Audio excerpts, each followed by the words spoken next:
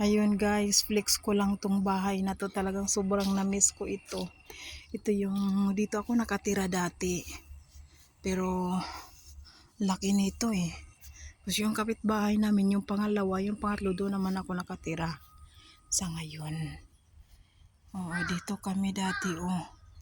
Kasama ko yung mga alaga ko, nag-jumping. Ayan oh. Ayan guys, maliit lang siya tignan no, pero ano to 5,000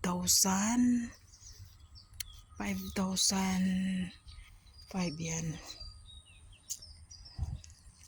Ang dami yung mga bulaklak yan dati.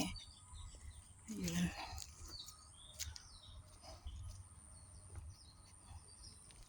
Ang bahay namin ng amo ko.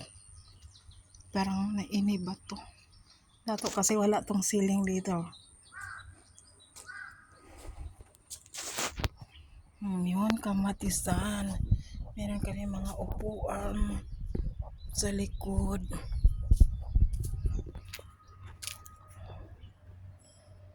Ayun.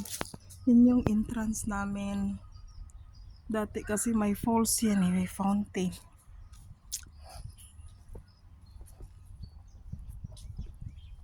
Ano yan ang kaibigan ko?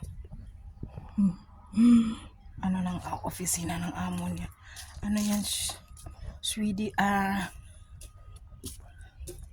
Switzerland.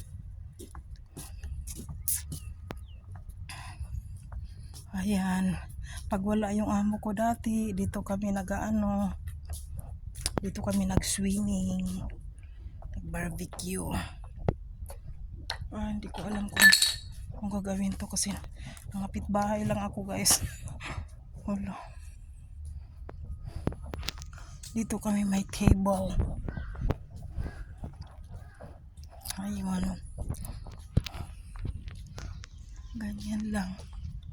Ay, sa loob yan. Sa loob yan ang bahay. Ito laki oh.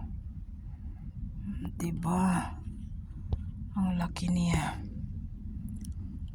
Laki talaga ng sala nun.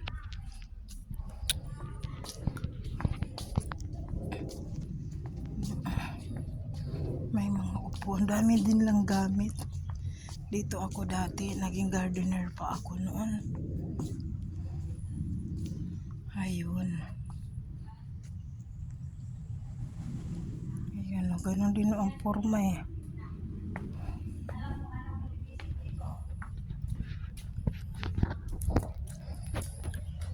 Papasok na.